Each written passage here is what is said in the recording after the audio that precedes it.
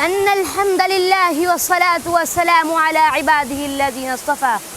أما بعد، أيها الإخوة، الله وحيد في ذاته وصفاته، لا شريك له وليس له صاحبة ولا ولد.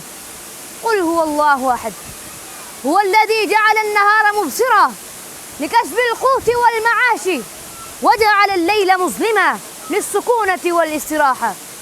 والذي جعل الشمس ضياء والقمر نورا وقدره منازله.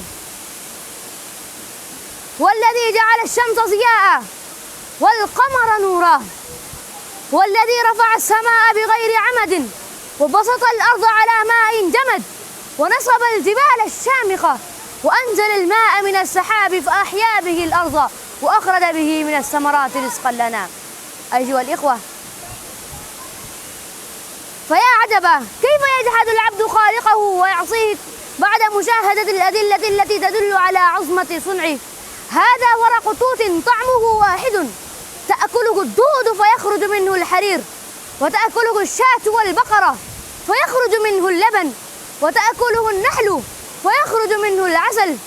هذا خلق الله، هذا خلق الله، فأروني ماذا خلق الذين من دونه. وآخر دعوانا أن الحمد لله رب العالمين.